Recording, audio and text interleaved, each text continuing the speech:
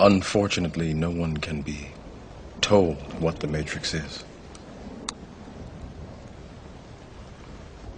You have to see it for yourself.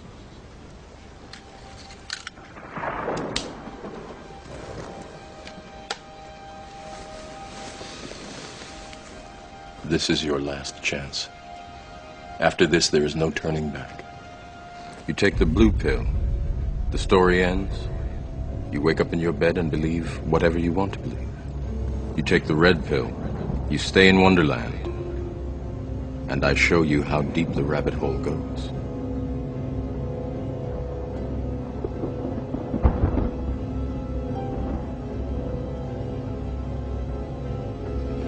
Remember, all I'm offering is the truth, nothing more.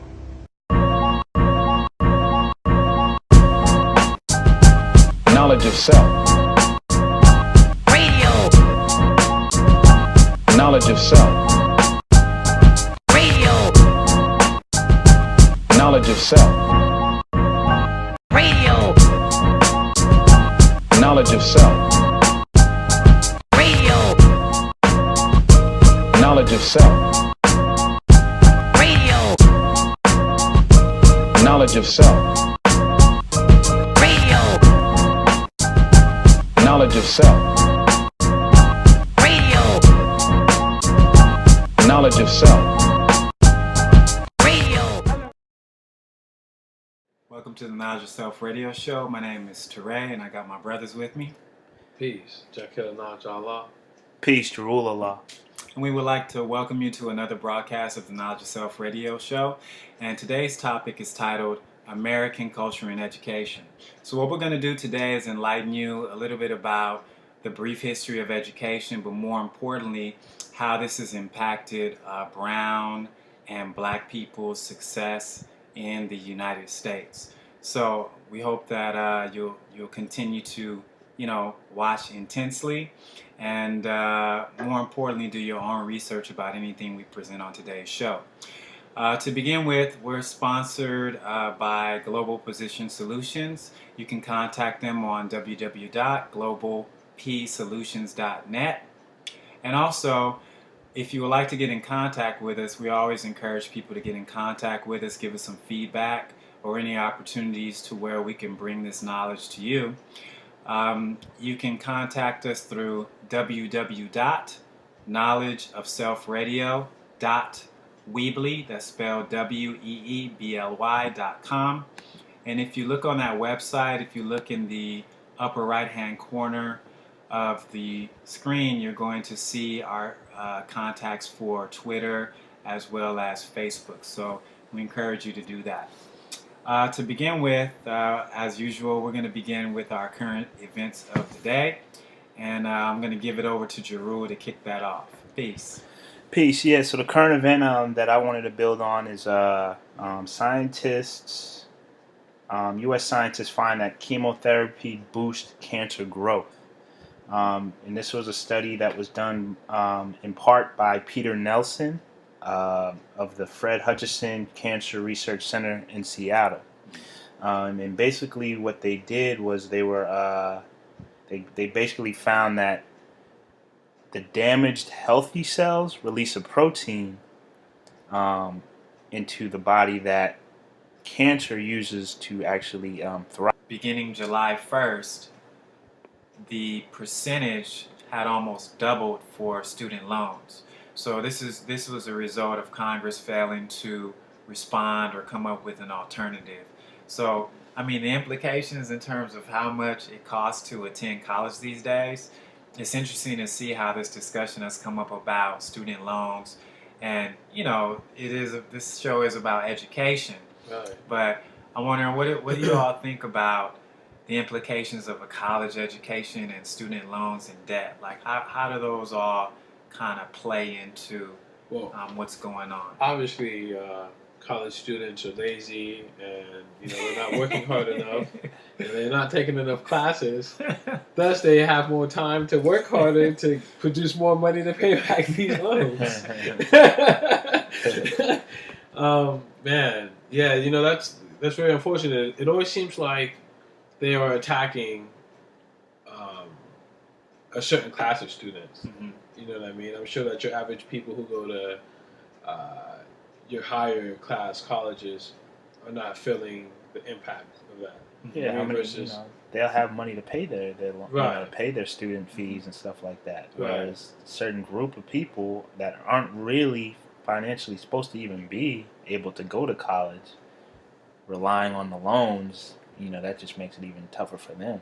Exactly. Right. Exactly. Not to mention, I know a lot of college students, the loan basically dictates food, food, clothing, and shelter, Mhm. right? And so that's what you base how you're going to get by that year off of that loan. And so if you can't get that,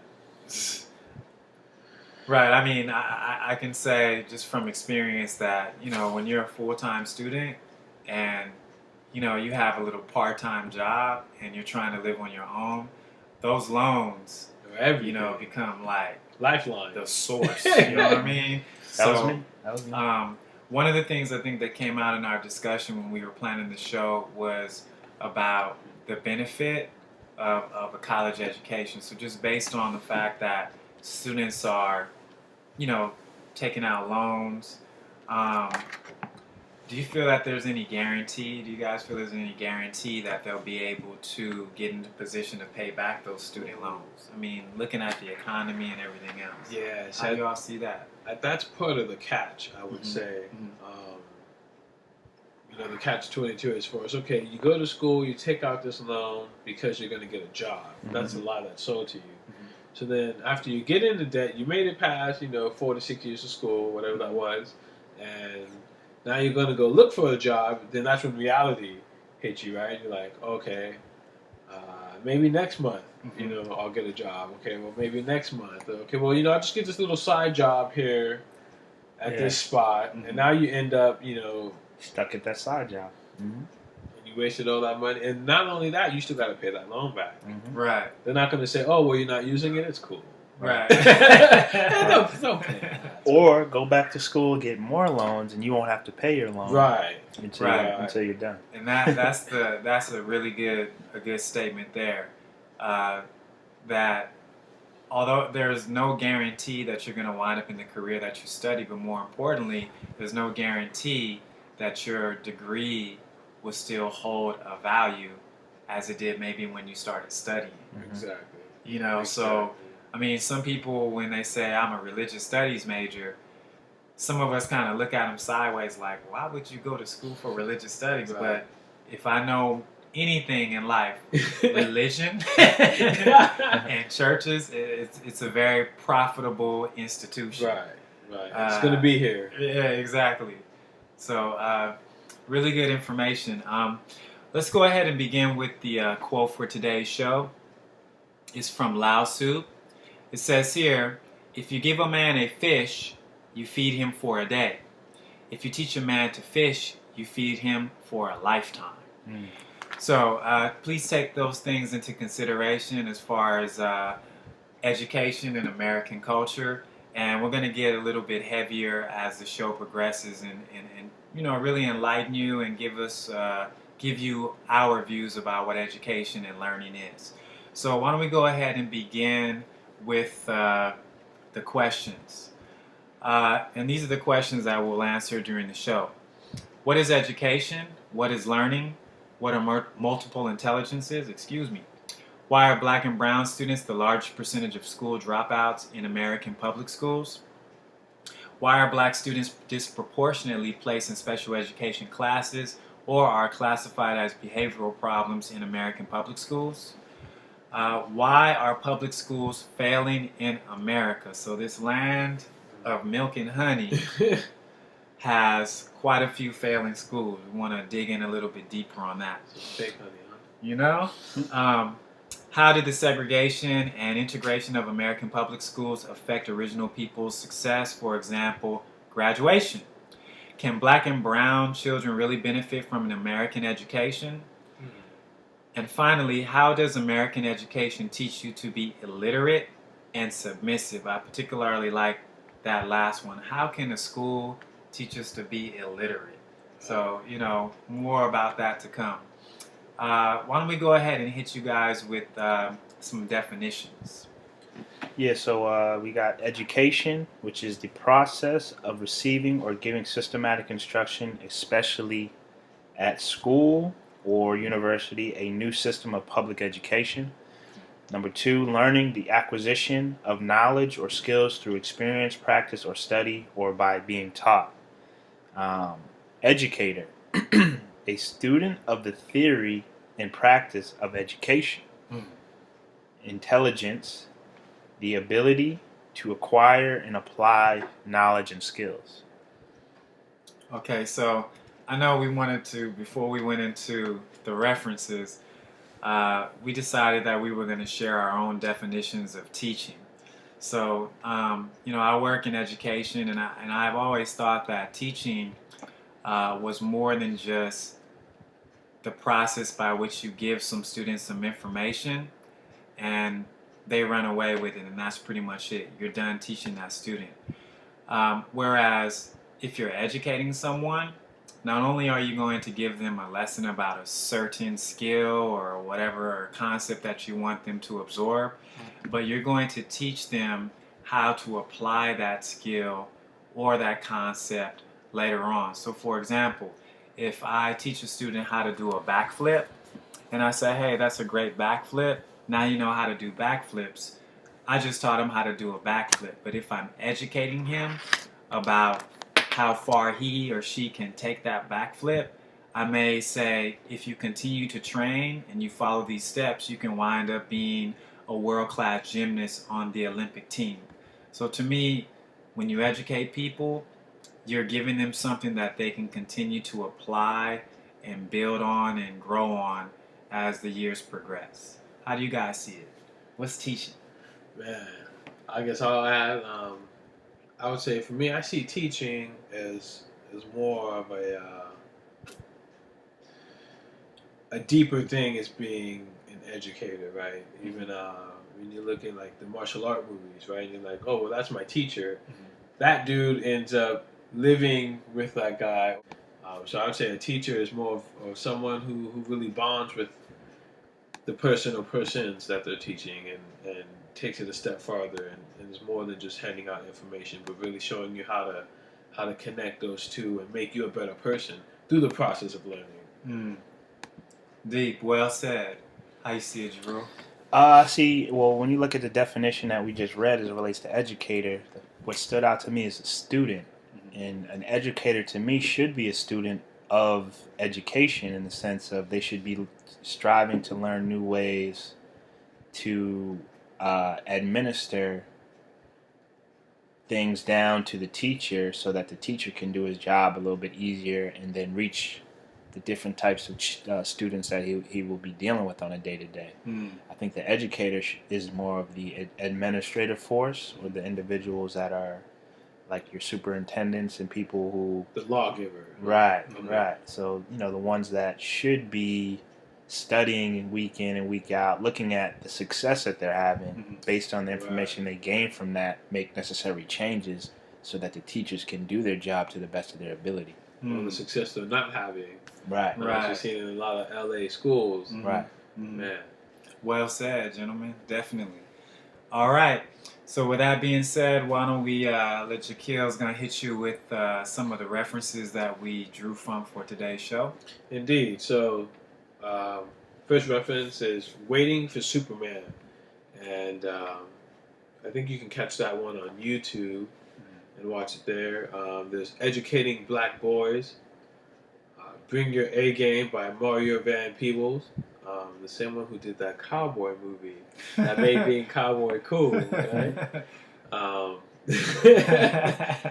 My bad, I just thought about that. I'm a whole child. Yeah, man, I have to pick up my little 6-shooters from the holsters and get back with it. Lies My Teacher Told Me by James Lowen. And you can actually watch that on YouTube. By watch, I mean listen to an audio reading of the book on YouTube. There is Stupid in America and educationnext.org. The Struggle Continues. So those are a few of the references that we have for you guys today. Thank you, brother. So the first segment, we titled this History of American Public School Education. So what we want to share with you is just a brief background in terms of American public schools and some of the reasons as to why, not only were they started, as early as, the 1600s, but what they're supposed to um, do in modern times and what they have done. And from what we can see when we look at all the research, the American public school system has not in any way benefited black and brown people to the degree that it may benefit Caucasians. So we're going to try to have a discussion about why that is. So to begin with, the founding fathers of public schools were generally made up of people who were wealthy landowners and or politicians who at some point in time decided that they wanted to make a place of learning for what would be considered the lower class in the United States of America. Prior to them actually establishing American public schools outside of a religious context, because some of the earliest schools were established by Puritans and Quakers. Right. But outside of the religious context of schools, the founding fathers' intention was to basically educate the masses of people who were not fortunate enough to have grown up within wealthy families. So, as a result of that, and there's a lot of information out there that you can look into, the whole idea, at least within our research, is that the American public school was really intended on educating a laboring class of people in America. So these people would then contribute to the building of the country as being ruled by the wealthier class of people. Right. Just enough education to become laborers. Competent enough to pull this lever and Exactly. take this out and bring this back, huh? Right, exactly. So I want to just go into right, but you're not free. So in any case, what can we say about the original and the unknown purpose of public education? If we're talking about the past and the present, how does everyone see that? Well, the original and the unknown, I would say for the unknown, I think it's that education wasn't something to necessarily make original people better.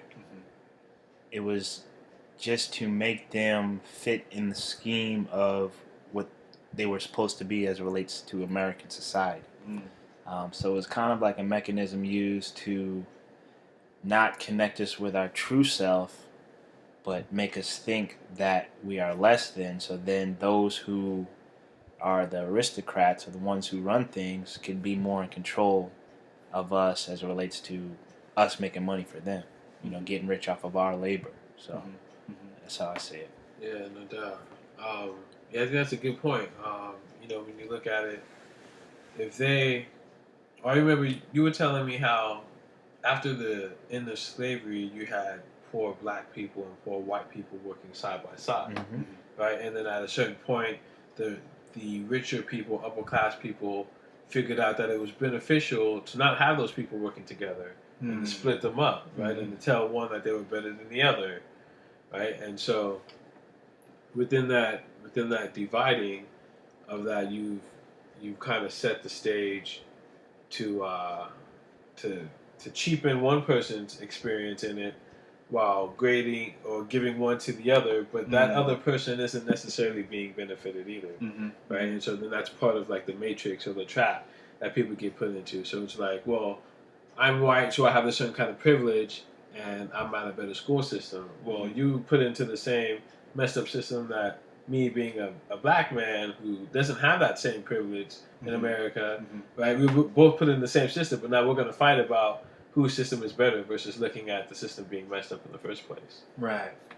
So, I think it's really important what you both said in terms of how ideally, right, when you live in a system that's considered capitalist in nature, can't necessarily thrive according to their philosophy, the capitalist philosophy.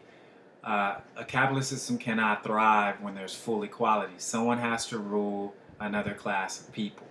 And even before public schools were established, that was exactly how the American system of government, especially when you're talking about economics, was set up. You have the ruling class, and you have those who serve them, or the laborers. Right. So, in saying that, one of the things that I would encourage viewers, or we encourage viewers, to look into is what happened shortly after the emancipation of black people in the United States. You had the Freedmen's Bureau set up, which was like this massive effort to not only educate former slaves, but it was also meant to impart them with the skills that they would need to compete, in a laboring market. All right. So we bring you up to speed, hundreds of years later, and we have this, educational crisis among black and brown people. So I just wanted everyone to kind of add on in terms of modern times. How do you think segregation and desegregation affected our people in the public school system? So in other words, were black people and brown people, yellow people, were we better off when we attended schools with our own teachers and primarily with our own people?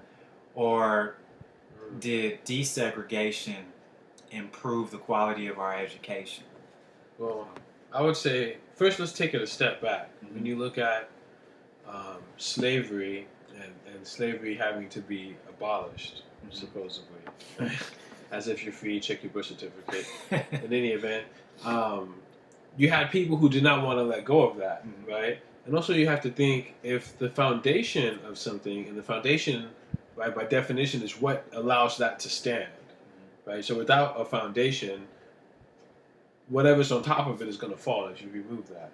So if we can agree that the foundation of America was slavery, and they remove slavery, then America would fall, right? So you can't remove slavery if that's the foundation and expect America to stand, unless you put a new foundation on it. So what do? You flip it up, and so you train people to be slaves as far as put them in a school, or you build prisons now, right? And you privatize prisons, and you have people go into slavery in that form, which is in the Constitution, that you can be a slave if you get involved with the jail system, right? You're now under legal slavery.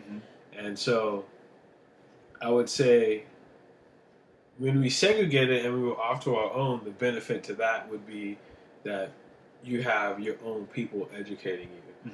And if any of you have ever spent any time with someone older than you, they always have a way of teaching you life lessons and different cultural and things like that outside of whatever it is that they're teaching you. You know what I mean? Your grandma will sit down and teach you your ABCs and 1, 2, 3s, but at the same time teach you about how to plant some seeds and how to interact with people and different things like that. So I would say the benefit to the segregation when we were to ourselves is that you would get all those things, right? You had your own people teaching you, people who look like you, so there's more relatable. They understood your struggle and what it was like to be you and to exist in a place and look the way that you do. I know Jerul had a lot to say in terms of segregation and desegregation. So were we better off when we were within our own schools with our own teachers in our own community, or did things improve when segregation ended? I would say we were better off because not only did we have our own things as it relates to stores, schools, you name it, but we also had more of a respect factor. So if you're being taught from an elder who looks like you, more than likely you'll respect your elders when you leave that environment too. And then also you could see yourself, you could see yourself being that elder teaching the kids. So that's another a field that you could see yourself going into. And then when you have somebody who looks like you teaching the children, they're more apt to care more about the well-being of those children. You know what I mean? Like, if someone looks like me, they're going through the same struggles I'm going through on a daily basis. I learned something that helped me get through those struggles, of course I'm gonna share that with them. Right. But if you're amongst somebody who's completely removed from the environment that you live in and may not have any idea of your experiences in life, quite naturally you're not going to gain the same amount of education from that person Right. that you would for someone who They're not going to see that connection with you, right? Right. So that Caucasian man or woman is not going to look at the little black or brown kid from the hood and be like, "Hey, you remind me of me when I was little." Right. Right. Right. To be that disconnect. I got you. Yeah. So just for some of the listeners, I know this question has a tendency to come up, but and this is the question, and this is a question that everyone should ask themselves, looking at the dropout rate among black and brown people. Since 90% of American teachers are Caucasian, and the majority of them are women, the question I'm going to ask is basically, can Caucasians teach black and brown children to be successful in the United States? I mean, based on all these statistics that we looked at, we really got to address that. I mean, what are their struggles in terms of getting us out of that over 50% high school dropout percentage that we're looking at? I mean, there's a lot of things to look at. Mm-hmm. One, slavery wasn't that long ago, Mm-hmm. and the existence of full-blown racism and integration wasn't that recent. Mm-hmm. You know, I mean, my mother went through that, and so that's obviously not that long ago. You see what I'm saying? And so now, when you have a profession dominated by a group of people who definitely benefited from that and went through that, and not saying that everyone who's white is racist, but that was probably what was taught in your household, right? If it wasn't taught to hate black people, you were definitely taught to kind of just that's those people, right? And you do your thing and you mix with your people and you let them do their things. And so, as far as teaching goes, you can't have that kind of thought pattern or frame of mind and teach someone effectively, right? Because now you're automatically holding things back. The whole point of teaching is to reveal, not to conceal. So I'd say you're already starting off on a bad foot. I think it's the relatability factor. You know, you got to have somebody teaching you who can relate to you, and you know, you're not going to be necessarily open to hear something from someone who's never went through anything that you've gone through. Right. How many times have you been shot at, Mr. Smith? Right. Right. You know? When you left your house this morning, how many dudes chased you down the street and tried to take your backpack or your jacket? Oh, none? Really? Yeah, it's like, you know, like... Tell me more about Shakespeare. Right. It's like with my clients, like, all the exercises I give my clients is stuff I've tried before, you know? Like, I'm not going to say, okay, balance on one leg on this exercise ball when I've never tried it. Right. Because they're going to look at me and say, well, you can't even do it. Why would I do it? You know what I mean? So I try to demonstrate that I'm on the same level or I've actually gone through it. So there's that connectability and they can see, okay, well, he's been through it. Right. He's not just teaching me something that he got from over here. He's actually experienced it. Right. And now he can, you know, be more apt to give it to me the right way. Right. You know what I mean? And I can attest to that. The guy is definitely on point when it comes to his workout. I'm very sore. The guy put me through it. You know, and I think it's key what both of you said in terms of how important it is for students to relate to teachers. And one of the things that comes out just in my experience is you have, although students can't verbalize it, if you are going into education in any capacity, the one thing you need to keep in mind in urban areas is that if students detect that you don't care about them, then you cannot teach them. Right. Okay, and that actually crosses your cultural background. Right. If they detect that you're a black male who doesn't care about them, then you're going to have a lot of issues and very little progress. Right. Probably even with black and black teaching each other.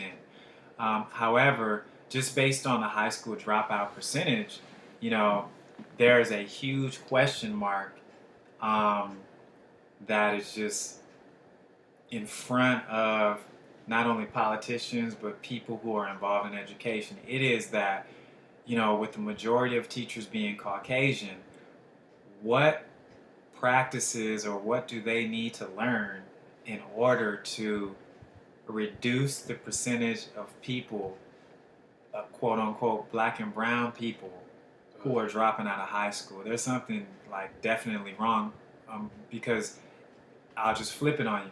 If it was 64% of the if 64% of the high school dropouts were Caucasian, how would these task force and politicians respond to that? Probably the same way they did with the Caucasian gangs and whatnot in that There time. are Caucasian gangs? You might not have heard about it, but Leonardo DiCaprio did a movie about it. What was that, LAPD? No, different gang. One's not licensed to shoot you for no good reason. The unlicensed gangs. My bad. Yeah, they totally came to their rescue. And again, that's why, I understand where people can get the whole thing, like there's racism. I would say to a bigger extent, that's just a ploy used to get another layer to the whole scheme and how deep down the rabbit hole do you want to go. You know what I mean? And so, because the reality is they'll screw over white people just as quick as they'll screw over black people. Right. It's just that they have to play that kind of role. Like, okay, well, let's give those white people a certain privilege so that now black people can look at them and have something else to fight about, right? And these people can look at those people and have something else to fight about. And neither one of those are going to look at us, right? The ones who really got all the money and the power and see that we're the problem. Right. Not only has Detroit had a long history of, poverty or economic problems, but also, their school districts are in shambles right now in the city of Detroit. So you can do your research and see how deep this is. So why don't we go ahead and take a brief break, and when we come back, we'll talk a little bit about the value of an education and what that means. Peace. Peace.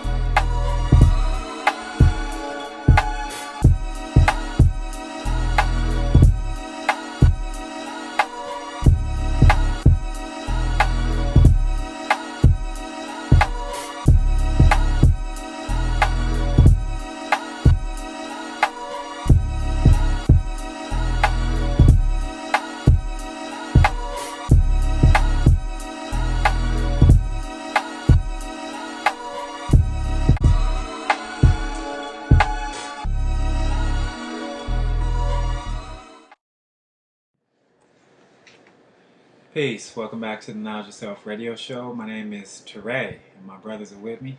Peace. Jakil Nach Allah. Peace. Jarul Allah. And before the break, we were talking a little bit about the history of American public education and talking about some of the reasons as to why there is this sudden, epidemic, or has always been an epidemic in terms of the failure of American public schools in regards to how they are supposed to serve black and brown people in the United States.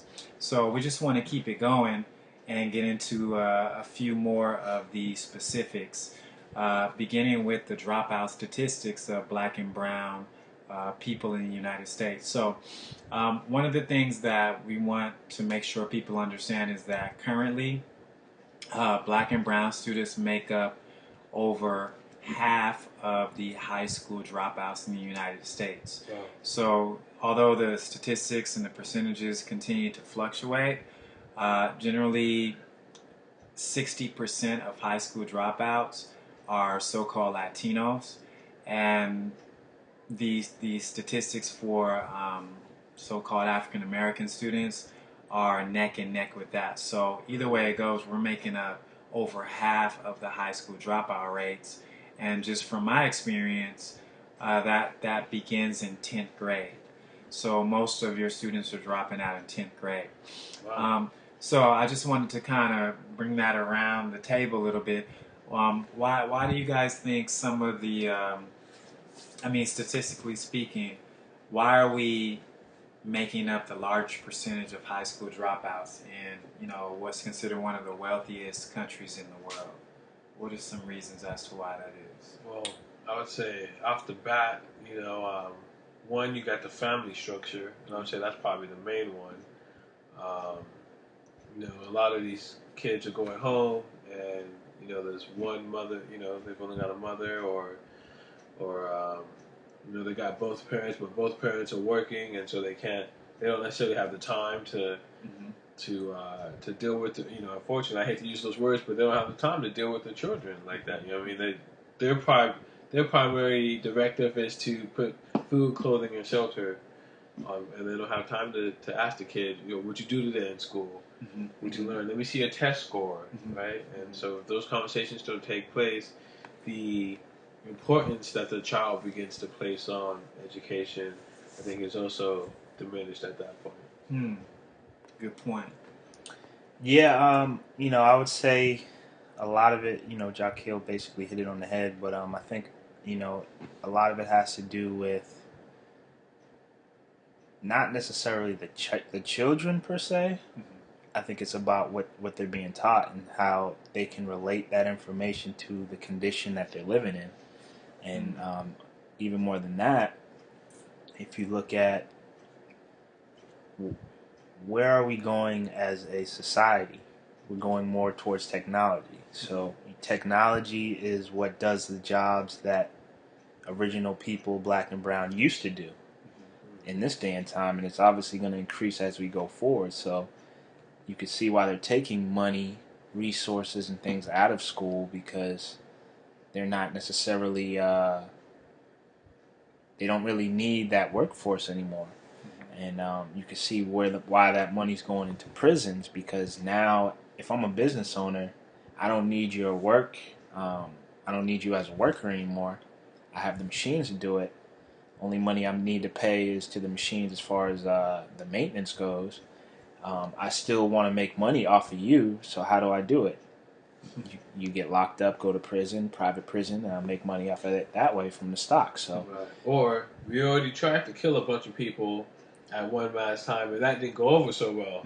So instead of killing all your people, what we'll do is we'll lock you up instead, right? Right. Because killing you just straight, we're obviously going to kill you slowly, right? You got GMOs and vaccines and stuff like that, right? But we can't just outright cut your heads off and shoot you in the middle of the street anymore. Right. But we can lock you up. That's true. So I think one of the things that came out in our study, I want to make sure I give you the correct title of the document.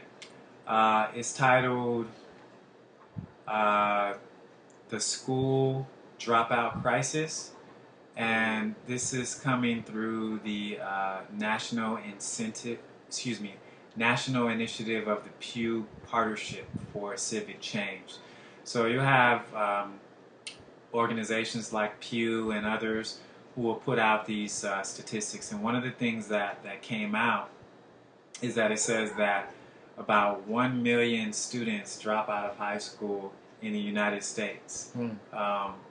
This is like annually. Wow. So, that's a tremendous amount of young people dropping out of school. Those numbers are staggering. So I think it goes back to what Jerul said, among other things, is that what are schools offering young people today to compete in a rapidly changing world? You know, a lot of their parents are now struggling to do jobs that, you know, they got 15, 20 years ago, which are now being phased out by technology. Right. And to add on to that, their children are not going to schools where a laptop is being put in their class. Something so basic. Right. And, you know, that's just, and this is an environmental thing for me, y'all. You know, schools are always, you know, they're always bitching about how much money, you know, or how little money they have. But if you were to think about how many copies we make as teachers, you know what I mean? Right. How many trees we're killing on the planet so that we can copy these Right. ink assignments. If you just gave us a class set of laptops and nothing was written on paper, the schools would save a bundle of money Off the bat. You know, And then you wouldn't have to phase out things like woodshop class and Right. drama class and Right. music class. So we don't have the money to educate some of our children, especially in urban areas. So But so things like that though are available in certain areas. If you do go to school there, where they are giving out laptops, right, you know, the kids, but like you said though, that's not happening in our communities, right. right? So And, you know, I don't know where the money's going. To be quite frank with you guys. So I think aside from that, you know, what are we gaining in an American school that is teaching us about ourselves? So there's like a large disconnect. So I wanted to hand this over to Jarul because I would like to know how important is knowledge of self in, you know, the school process for Black and brown people. Like, how will that sort of change the tide that's going on right now with the dropout situation? Well, you know, I think for me, knowledge of self made learning interesting to me. You know, there was a point where I was really concerned with anything but touchdowns, statistics, and, you know, things of that nature. I wasn't really concerned with anything else, but knowledge of self has given me a foundation to want to learn about everything and see how that relates to me and how that can make my life easier as far as, you know, on a day-to-day. I think having that in school is very important because, you know, there's a lot, let's be honest, there's a lot of BS taught in school. So you having that foundation will allow you to weed through the BS and take the best part from that. You know what I mean? And I think early on, one thing that we don't get, you know, I would say brown people probably get it a little bit more, but Black people, we don't get that foundation as far as this prestigious look at our culture from our parents or our grandparents, because that was kind of stripped and taken away. You know, brown, like I said, brown people get it, but it's not necessarily right and exact. They might hold a little bit more onto the Spanish-speaking situation, but not necessarily go past that. They might say, you know, we come from the Aztecs, or, you know, but it's not truly the depth that you need to have that prestigious feeling about yourself and about your people and see that you come from greatness and things of that nature. Once you have that foundation, now you have an actual, you know, blueprint to compare all the things that you hear and see to, and you want to actually add to that blueprint. You know what I mean? But without that, you look at things like you being taught about slaves, you being taught about Caucasians, Columbus, Shakespeare, all these people, and you just get turned off to it. I know I was turned off to learning because it was about that stuff. And I was just kind of like, I'm cool on it. You know what I mean? So. Wow. No doubt. No doubt. So, like, just based on your school experience, I mean, what was it that really didn't enrich you as a Black male in class? What was it that was missing in your school experience that, you know, we can kind of relate to what's going on in schools today? What essentially is that? No, I say Jarul hit it right on the money as far as I just didn't see myself in school. You know what I mean? In history class, I was told that I was only a slave. That's it. And even, I mean, I get it. So that was a part of my history, right? But even within slavery, we made the cotton gin and all this other great technology, right? But you never hear about that. Right. So that would have been cool to even hear about. Like, hey, okay, you people were enslaved, but here's how cool they were. They still made, Right. you know, da-da-da-da-da. Okay, well, now that's something to learn about. It's a motive perspective. Right, Yeah. right. Or like you were telling me about algebra, how that was created by a black man. Okay, how cool would that have been if my Algebra 2 teacher would have walked into class and started the class off with that instead of, everyone sit down and shut up. and that's how the whole school year went. Was, her being not able to control kids and me and 4 other kids having to teach ourselves algebra. So in school, and no one said anything about it. So I would say in school for me, it was me not seeing myself or seeing any reason to have that education. Right. And how am I going to use that stuff? That's where the disconnect was, right? Not that I wasn't intelligent. I carried a 3.5, almost 4.0 all through high school. Wasn't necessarily trying, right? Just, okay, here, you want me to take this test? Okay, what else should I do? Right? But no one ever told me, okay, so when you do this science class and you break down these atoms, this is how this actually makes sense in the real world. Right? Well, this is how you can apply this concept to this. Right? Here's how you use your multiplication or division. Right? No one ever told me that, oh, you use algebra all the time as far as X factor. You go to the store and this costs this, and right? And so no one ever broke that down to me. My friend did, who was a mathematician. After I finished school, I was like, wow, algebra and math is such a cool thing, right? Why did no one ever tell me that in school?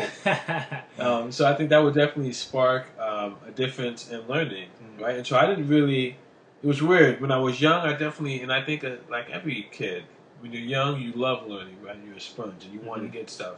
And then at a certain point in time, through education, you know, in school systems, I think you're kind of taught, like you said, to just, you don't see yourself in school, and the curriculum and what you're being taught doesn't relate to you, it doesn't vibe to you. Right. And the people who are teaching it to you aren't connecting to you, and they don't look like you, and they don't have any experiences to share, to connect you with, right? And so I know I disconnected. Just kind of, I just went into the whole, well, all right, this is what I have to do thing. So all my grades were AUU, BUS, right? So I get great grades, and my other things were unsatisfactory or talk too much, right? Just because I was bored. Okay, so now that I've done this dumb stuff, what else can I do? And the teachers either A, weren't given the freedom, which I think is a large part of it, because I think for the most part, there was a time where people went to become teachers because they generally love to teach, right? And want to help people. And so I know to a certain degree teachers, and I know you can probably talk about that, you're kind of handcuffed, right, as far as what you can do and what you can't do for your students. Right. That being said, I think there are teachers, I'm sure like you, some teachers I've had, that will go that extra mile to give you something else to make it connect. And I think that's what's lacking. That's what was lacking for me. But in college, what made it cool was it was more on you, right, to get that thing. So they would say, okay, here's the information we're going to cover. Go learn about it, right? And so you have the whole exploration and finding and connecting new dots, right? And you'd have deliberation groups and stuff where you guys would build in classroom about different things. And so I think that was interesting. And if they function school to be more of a organic kind of learning thing, versus a sit down, read this, answer this, recite this information, because it's not even learn the information. It's just, okay, when I ask you this, be able to tell me the answer. Right. And then don't go back and tell me the answer to the test 3 tests ago. That's not important. Just tell me the answer to this test. And I don't care that you don't remember the other stuff. We're just at this test. Right. And you know, I think what came out, which is really interesting, the whole idea of organic learning. You know what I mean? And I think much of what we see in the American school system is, you know, and I'll just backtrack and say that if you were to look at any common definition for education or teaching, it's when the values of the culture are being transmitted. Okay, so then we have to look at, we live in a country that is, considered multicultural, Mm. right?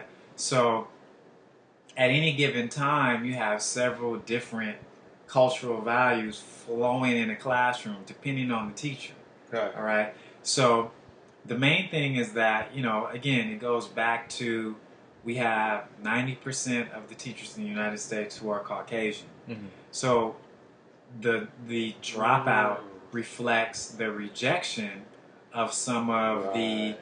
cultural values of white America. Mm. And whatever that is, white Americans can't even agree on what that is.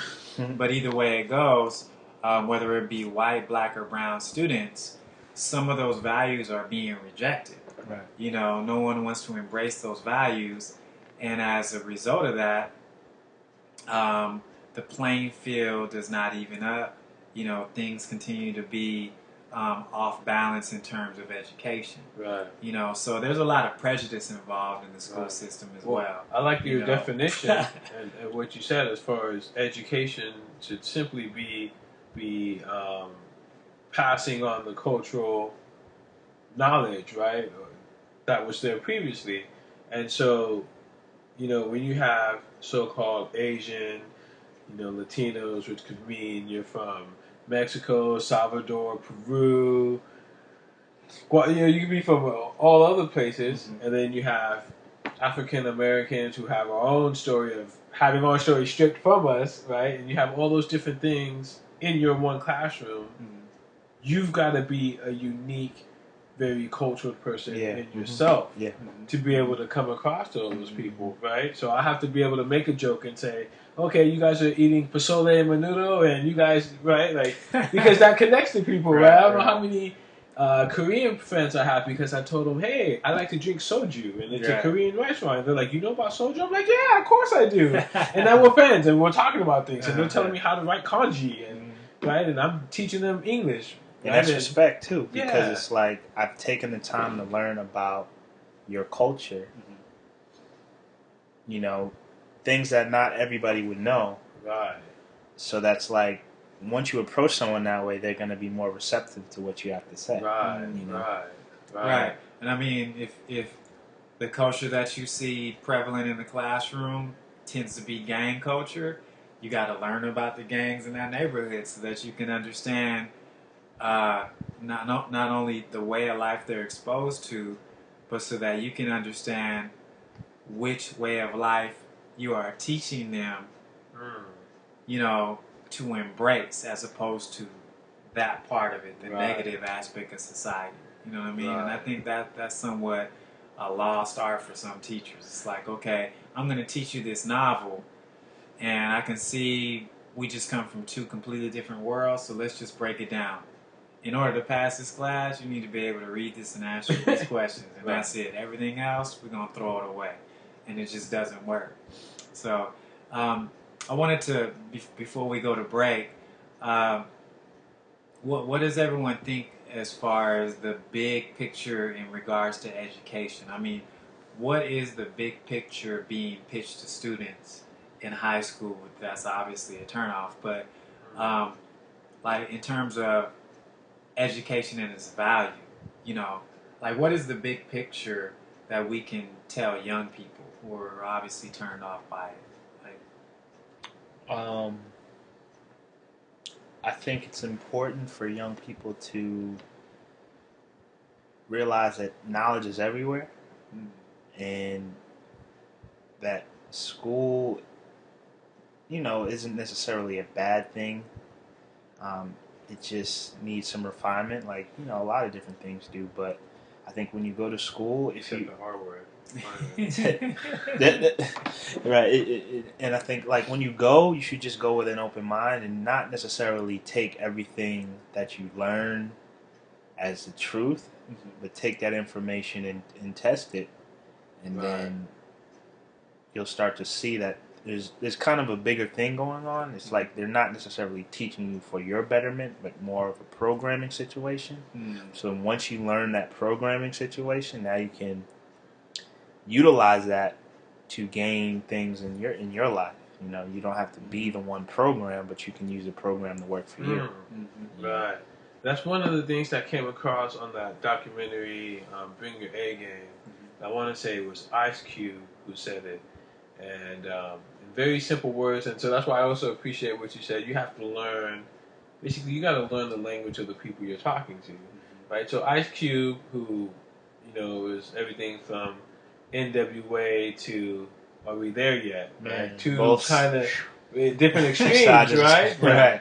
And so think about that and listen to this quote. He said, "You can't let the system pimp you. You have to pimp the system."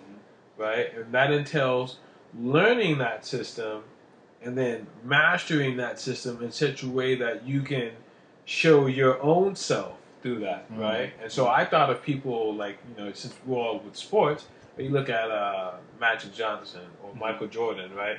That's someone who took the time to learn the game, studied it, and then showed his own self-style wisdom through his mastery of the game, right? So you have other people like Kurt Rambis, right? Who obviously you're a great player if you made it into the NBA, right? But he's not a Michael Jordan or Scottie Pippen even, right? In the sense that he's not going to shake someone and spin and dunk on them and do all that fancy stuff, right? But he does do the basics, and he does that very well, right? And so kind of forgot where I was going with that. But go ahead. I mean, it's important because, you know, the main thing that has to come out of schools is, you know, how do you make this work for you? And I think that's what you were saying. There you go. Like, you know, because we all know that Michael Jordan and a lot of the professional players, you know, athletes in general, they play a lot outside of the game, you know, the big tournaments. They're playing it, you know, as often as they can, like every day. Right. You know, whether they're in school or not. And I think that that's something that is just, it's not taught in school. We're not necessarily in a generation, I don't think it's ever been this way historically, of educators in schools where they're giving something to young people to take home and grow with. Right. And that's why we lean to sports, man. We lean to rap music and we lean to other things because those are the things we can take home. Right. But, you know, I've had students in the past say, I think I threw that book on a roof. And I was just like, really? Yeah. And I'm going to be like, and I just look at them. I mean, I didn't get... What do you say to that? But you just say, well... If you don't find it, make sure you pay for it you before prepare for the bill, man. You know, so I mean, those types of things, man. Hey, I threw it on the bed. Yeah, I mean, like, yo, I think I threw that on the roof somewhere, man. You know, and I just look at them like, well, just make sure you prepare for the bill. Right. Oh man. So that's where I was going with that, as far as you know, being able to pimp the history and learn it, to pimp the system and learn it and master it, right, and express yourself through it. So, an example of that would be going to school and getting your high school education, right, but not allowing that system to pimp you. In other words, falling victim to the whole you need an education so that you can go work for someone else and make a lot of money, right? But to take that education and then show your own self-style wisdom or your mastery, right? So everything you learned in school, now take that and go start your own business, right? And so that's how you pimp the system versus letting the system pimp you. And that goes back to the Jordan analogy. Jordan, although his history is he's a great basketball player, in other arenas he's considered a businessman. Right. Same with Magic Johnson. Right. So think about this man hasn't played since what? I can't even 2000, late 90s. Are you talking about the glory years when he played, or when he came back to play for the Wizards? The last time he stepped on the court. Okay. Right? And his shoes are still being sold. New shoes still being sold to this day. I want to be like Mike. You could go. If you're gonna try to get a pair of Jordans, a lot of times you might have to fight for your life to get them. Yeah, no, that's real. You know. Yeah, that's real. He obviously, self-styled wisdom is serious right there. You know what I mean? Like, true indeed. Hey, on that note, why don't we go ahead and take a brief break, and we'll be back with you in a couple of minutes. Peace. Peace.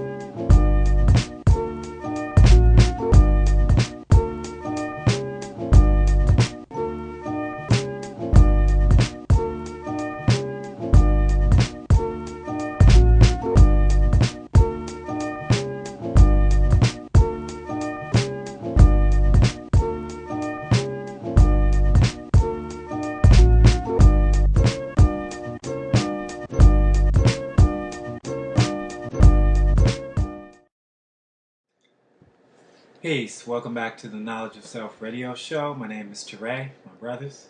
Peace. Jakil Naj Allah. Peace, Jarullah. And before we stop for our break, we talked a little bit about some of the things that education should entail and what the value of education is, but more importantly, why is the educational system failing our youth primarily in high school?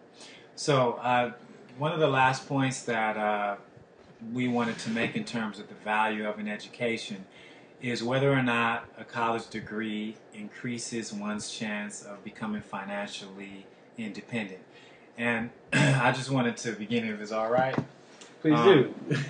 You know, I mean, I'm 40 years old, and it took me this many years from the time I graduated from college to realize that you need something in addition to a college degree to become financially successful in the United States or in the world.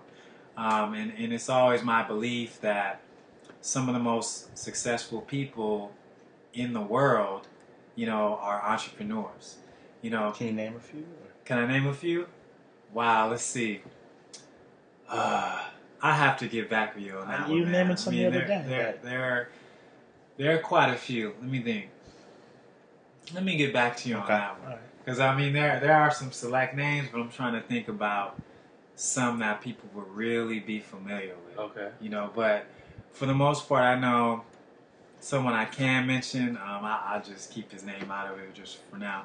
I had a college professor who taught a black economics class, and he gave us a plan, a 10-year plan on how to, you know, develop real estate and property. So he gave us, you know, all these notes. It's a real simple approach to it, and come to find out later that he was a multimillionaire. So here he was teaching a black economics class in the Black Studies department. He attended Stanford, graduated from Stanford in economics, but he was basically telling us, and I'll just share this with you guys, because you know we don't keep secrets. He was telling us to take our student loan money and get together and invest in a piece of property. You know, did any of us do it? No. No. No. You know, because That's a of that brilliant risk idea. factor. Oh yeah, it's because of that risk factor. The risk factor and the fear factor that's planted in us when we're children. Yeah. Right. Like, oh, don't risk your money, you know, because you're gonna lose it and never get it back. Mhm. You know, but I think just from experience, being in the work world, you know, you realize that you're not really gonna get to any higher ground without having your own business. Right. So I wanted to pass that around. Does having a college degree or earning a college degree lead to you becoming financially successful and independent? I would say off the bat, Donald Trump would say no. You don't need a college degree or anything like that to be financially dependent, because that dude doesn't have one, right? And he's a real estate, you know, financial mogul. Mm-hmm. So that being said, though, I think that those institutions do kind of teach you how to be a Donald Trump, right? Again, that's if you pimp the system and not allow the system to pimp you. Right? And I like that we keep using that. Right. Pimp the system. Right? And so, you know, I mean that by, so Donald Trump was probably already a guy who had understanding of what it took to make money in that area, right? And he was already disciplined, and he already knew how to do research, and he already had the English skills to be able to write a contract. And if not, he knew someone who did, right, and used that person, which is, I think, is another thing that original people don't do. You know, we're on some like, well, I gotta do that. I can't trust this dude because he's gonna try and snake me for my money. And you know, you obviously see what that's getting us versus, Right. you know, Donald Trump using his useful resources. Who else? What would you say, Jerul? Does a college degree guarantee us financial success? I would say no, because think about it this way: you go to college, you accrue, say, $50,000 worth of debt, right? At least. So you get out, nobody's making $50,000. No one's getting a signing bonus unless you're making an NFL. Right, hey, you graduated high school, here's your signing bonus. Right. Yeah. So you can't just drop that $50,000 and you're clean from them loans. Now you're going to end man. up paying what, triple that? Right, right. You know, so that's $150,000. You still gotta live. You still got to take care of, you may have children, you have to eat, you have to, house yourself and these types of things. So, I would say if I could go back, man, I probably would have went a different route. I don't know if I would have went through the whole college thing. Right. Well, it did teach me to be more independent, how to live on my own, but not necessarily be 100% responsible for everything quite yet. Right. But as far as the knowledge that I gained in college from the books per se, I can't say that I'm using a whole lot of it right now, like acutely. I think it's more on what I like. I think one thing that college misses for me is they need to have more of a hands-on counseling situation that will show you how these skills that you're learning in your classes translate to the real world, to bridge that gap. So then you know that you're not wasting time with a class or wasting time with a major. Right. So. Or who was it? You who said that? I want to say in Switzerland that they have a program where basically if you want to go to school to be a engineer, so you begin your thing in school. First of all, it's tailored to being an engineer, right? So you're not BSing in class, taking underwater basket weaving or baking class, or something. I don't want to say retarded because maybe some people like underwater basket weaving. Right. And anyway, you're taking classes that aren't tailored to what you're doing. So anyway, they start a program that's tailored to engineer or doctor or whatever it is. So then, through a certain point in that education, you stop going to school and go to that field, and you understudy under someone, and you watch and observe, and you work there, and then you come back with working experience. You go back into the classroom, and I'm sure they, fill in whatever holes and give you a little bit more, and then, bam, you're finished, and you're out into the field with working experience in the field that you were looking for, right? And like you were saying, that's the difference in school here in America, whereas we have to take underwater basket weaving and baking class, right? And pay money for those classes, which you probably don't have in the first place. And then, like you said, you're not guaranteed to get those jobs, and you don't have any working experience in that, right? So what happens is, and then so this is why I understand, like you said, you wouldn't necessarily go back to college because that's a dilemma, right? So you get out of school and you say, okay, yeah, I've got this bachelor's or I've got this master's. And the person is going to say, great, so you paid a lot of money to go to school. Good for you. Now, do you have any working experience? Right. And you're going to say, well, I have this piece of paper, and I went to school every day, and I wasn't late, and, I got a 4.0, and they're going to say, great. But this dude has been doing this for like the last 6 years, and I don't have to pay him as much as I need to pay you now. Right? So now you're still stuck with that loan, and you don't have a job. Right. And the interesting thing is sometimes the degree it's not marketable by the time you earn it, and I think more importantly, what ends up happening is when you get a higher degree in a field like education, you become what's known as they use this word in the entertainment industry. You become typecasted. So what ends up happening is if you have a master's in education, for example, or a master's in computer technology, what if you decide you don't want to do that anymore? So then when you go to companies, you're going to have to explain why you're not in the computer field or the educational field. And then to some degree, they may consider that as suspect. Like, why would a guy who spent all that time to get a master's in education be going into cosmetology, Why does he want to do underwater basket weaving? And I think where we can take this is back to the K through 12 levels, in that, I saw where they removed in all of, they removed vocational education, they removed teaching in the arts, music, and everything else related to that. automotive technology, Right. wood shop, drafting. They took Right. all those things out of schools in the name of no money. Mhm. And now all you do is you have children being taught how to read and write. However, when they get out of high school, they really don't have any hands-on experience Right.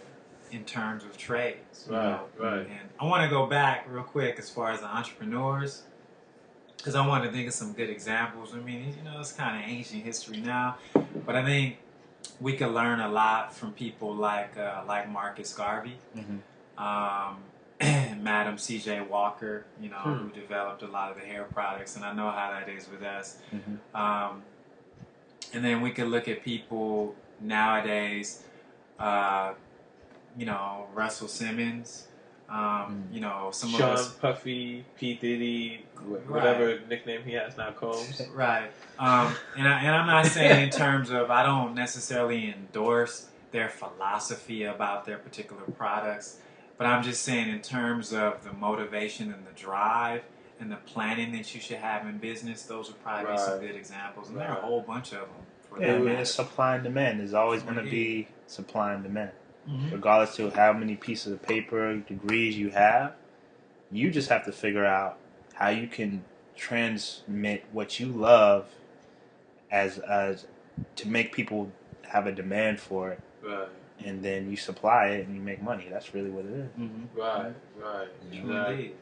So why don't we, before we close the show, why don't we talk a little bit about where education begins? So I wanted to hand it over to Jerul because we're all parents and we all have some really great ideas in terms of, you know, how to educate children and where it begins. Yeah, for me, it starts with, you know, in utero. You know, you once your baby's in that womb, you know, you start reading to the baby. And, you know, there's been scientific studies done that prove that actual reading to your child in womb actually increases their IQ. And that's really based on certain vibrations of your voice triggering certain things in their mind that causes certain pathways to be connected that, you know, might normally come later if there wasn't any reading and things of that nature. Or may not get developed. Right. And then you could look at the regimen aspect for you. It starts you on a regimen of, okay, I have to do this day in and day out, or every other day, or however you're doing it, but just making it consistent so that when that child's born, you can continue that consistency to the point where they understand that this is something that we do, and then they're the ones coming to you for you to read. You know, they bring the books to you. They want you to, you know, sit down and spend that time with them. So, yeah. Right. That's deep. Yeah, and it becomes a fun exercise and a way of connecting with your seed without having it to be you sitting in front of a TV or playing a video game or something like that. An actual, real interactive thing. Yeah, I was reading something too about how when you read, it's actually better for you because you have to then use your mind to formulate what it is that's being said. Yeah, that was our other show. Right. The alpha, delta waves, and things. Yeah. Right. And so I would say, like you said, that's a huge part of development and something that you want. Kids naturally want to do that, right? They hear something and they want to make up this whole.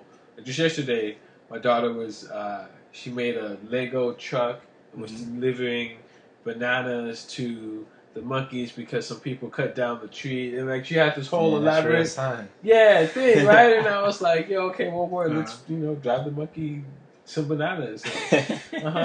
But if you if you don't read to them or encourage those kind of things, they don't develop that kind of imagination or ability to put things together. And we know that the mind is such an important part in creating reality, right? And so if you begin to teach your kids to imagine things into reality, right, and to make associations to different things, right, and to have that full-blown thing in your mind, now here, make it in real life, right? And that's something that reading and books will give you like that. That's vital. That's vital because you think about, if you ask most, say, high school or early college students, what do they want to be?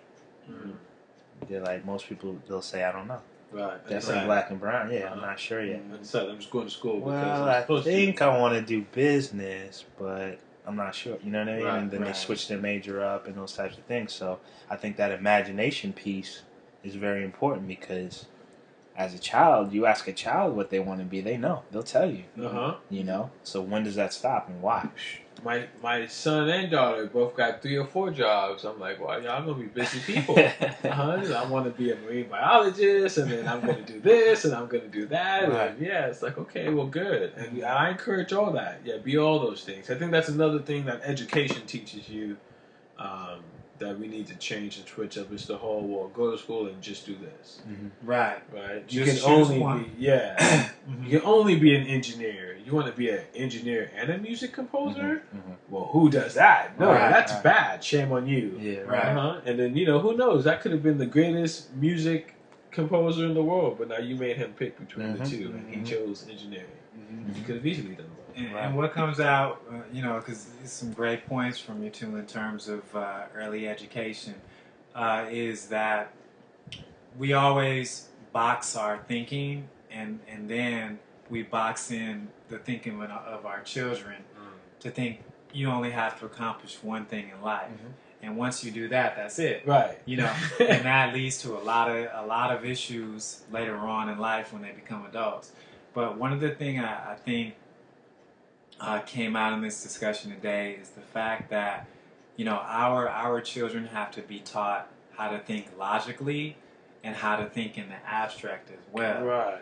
And all of that comes under this umbrella of critical thinking, like you were talking about the monkey, and it comes out in just if you let your children watch certain television programs, you do have to talk to them about those things and ask them, well, what's going on and who is that? Because when my son watches television, because he didn't get to watch it the first couple of years, I ask him what he's watching the program for, or what do you like about it, and what's that about it, what is he doing? And I'm also looking at I'm looking for sexual innuendos to see if they're in the cartoon as well. Which a lot of times So- they are. Right, so what comes out is that early education, it begins with us, as parents, it begins with you, and what you're exposing your child to, especially what you're modeling. Right. You right. know, so- Exactly. I would say even, as far as teenagers or young, when they're no longer, in their minds, they're no longer kids anymore. Speak on it. Yeah, I'm big now. I can make my own eggs or Right. whatever. And so I think those, in that aspect, when you're trying to teach kids that old, like you said, you kind of need to be the model, right? And show them how learning and education is cool. And that's one of the first things. I'm not trying to pull my own horn, or even though it's in the middle of staying with them. But my child will be the first one to tell you, like, yo, my dad is cool. He does this, and he does this, and he knows this, and he'll tell you about this. And I don't think about it like that when I'm telling him. I'm just trying to give him information and stuff. But how he looks at me, you know what I mean? And so now he wants to be that, right? He wants to be cool, and it's cool to know stuff. And he talks about how his friends sometimes are so dumb and they don't know anything, and they can't talk about anything intelligent, and they don't have reasoning skills. And I'm like, well, what do they talk about with their parents? He's like, well, they have Xbox, and they're not Right. really hanging out with their parents like that. Not that me and my son don't play video games, and he doesn't beat me in soccer, but we do other things together, right? And bond, and even when we're doing those things, maybe we'll talk about soccer and different things going on in soccer. Or while we're playing that, we'll talk about something unrelated to that. So he's associating, because the brain is an associative organ, right? And so if you're having fun while learning, you associate fun with learning, right? Versus being punished for learning or it being a hard thing.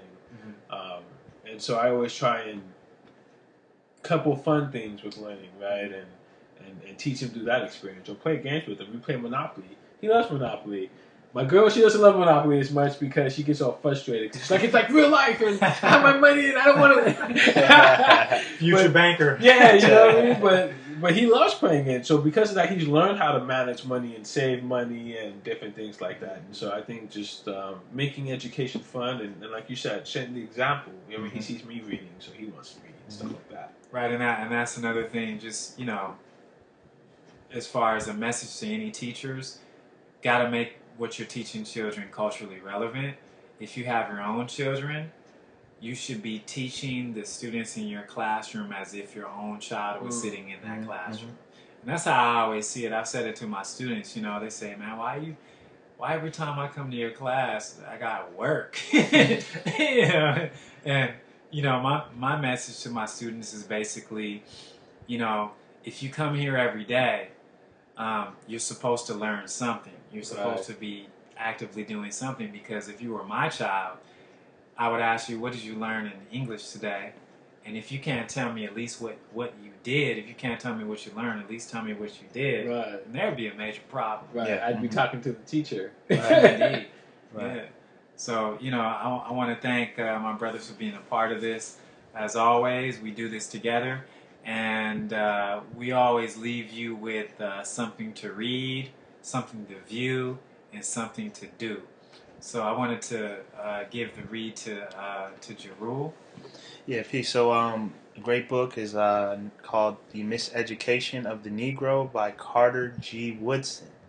It's a great read. One of the greater things about the book to me is he basically goes into how public schooling or schooling in America is, you know, education for one group and the miseducation for another. So while you're educating, say, Caucasian kids and giving them a sense of prestige about themselves, you're actually doing the opposite to black and brown children in America. So, amongst other things, it covers a lot of different things. So, yeah. And that's some heavy reading, man. The first thing he tells you, there's a difference between teachers and preachers, and he builds on the fact that if you're not teaching students knowledge of themselves, their history and culture, then you're not teaching. And that's a degree for me that I'm trying to leap to also. Yeah. And what are we supposed to view? Okay, for viewing, I want you guys to check out Waiting for Superman. It's a great documentary about the school systems and what happened or what does not happen in the school systems across America. Yeah, So definitely check that out on Vimeo. You can watch it for free. That's VIEMO.com. And then just put in the search Waiting for Superman. Oh, no, I was going to say it talks a lot about how schools are failing all over the country, and you'd be surprised that it's not just black and brown schools, but it's charter schools, it's all types of schools. So it's pretty eye-opening, a lot of statistics and stuff like that. So check it out. And finally, be more involved in the education of your babies. So I think part of that is just turning off the television and modeling, you know, reading, writing, and mathematics. You know, and that's always a good start. So yeah, education has to be a culture. You have to really live it out. Yep. Every moment of the day is a chance to teach. It's a chance to learn. And you know, my son's only 1 right now, but I've learned probably more in this past year than I did the previous year. Just watching him, how he interacts with life, how he interacts with me, how he interacts with his mother, how he naturally wants to learn and be curious. And you know, it's like it almost makes me want to, you know, adopt those and start living those things out again, be more curious with things, you know what I mean? Not be closed-minded and stuck in my ways, so, you know what I mean? Right, I mean, being around children, man, keeps you young. Man. You know, it's not, that's what Allah said, to paraphrase, like, that's why you like to be around children, you never grow old. So we just like to say peace on behalf of the Knowledge Yourself radio show, and we look forward to speaking with you next week. Peace. Peace. Peace.